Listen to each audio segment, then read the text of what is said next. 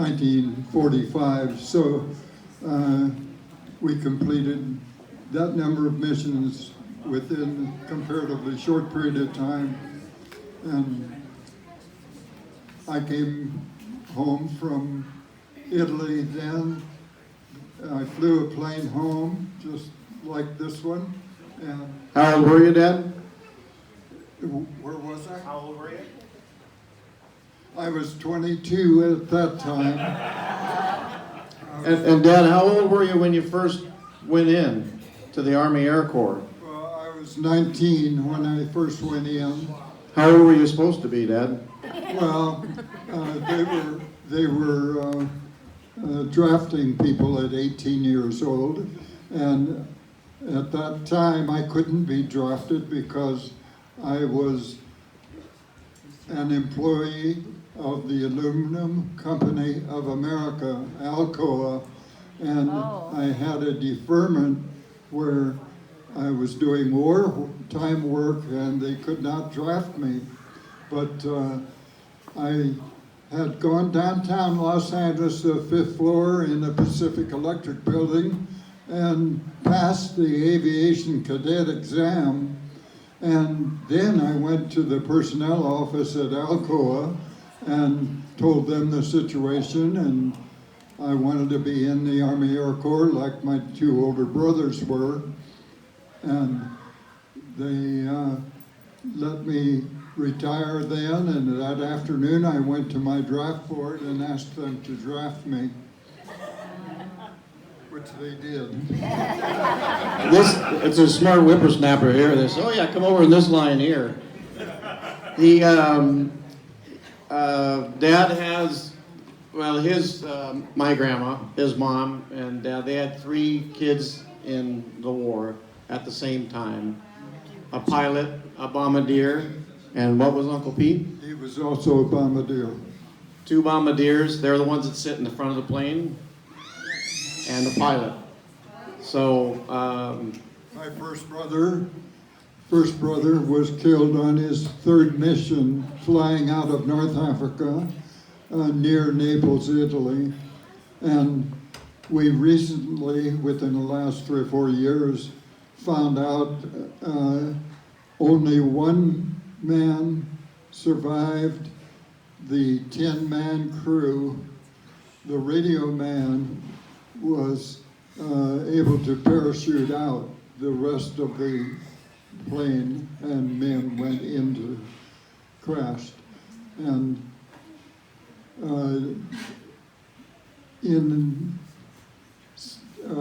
Savannah, Georgia, 3 or 4 years ago, I found out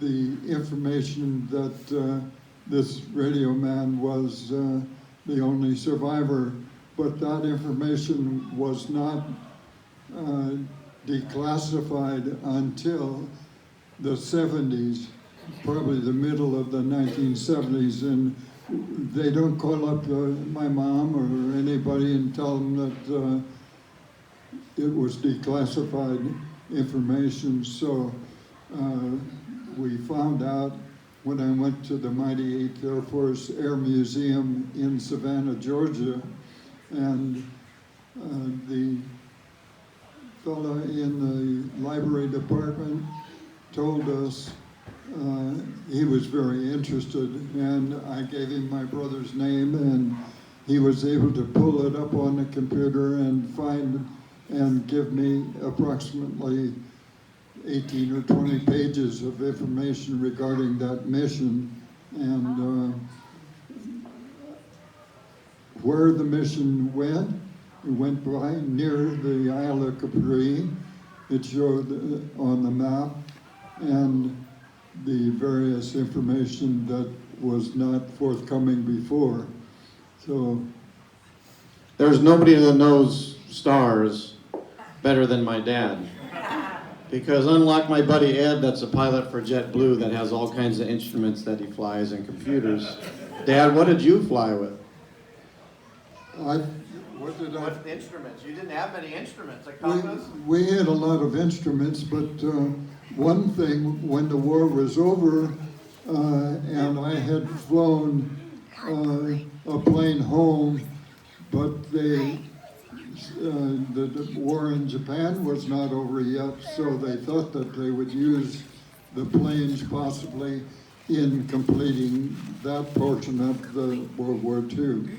But going through Texas with on a troop train to North Carolina, where they were going to regroup us and then send us to the Orient,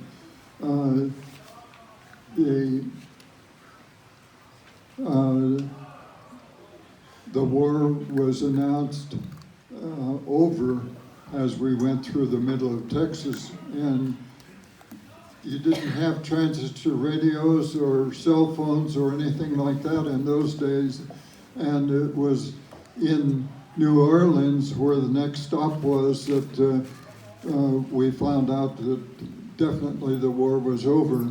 And the reason we knew, they closed all of the bars, and no liquor stores were open for those that were interested in hooping it up.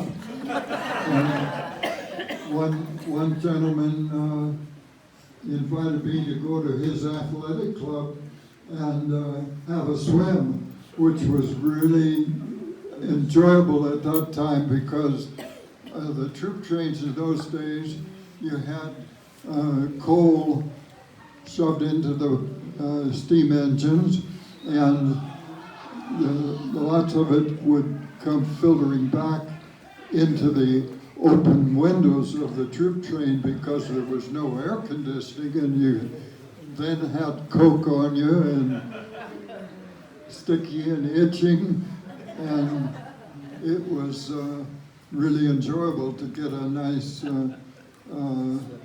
shower and swim there at New Orleans Athletic Club. Shortly after that, you met Mom, didn't you? No,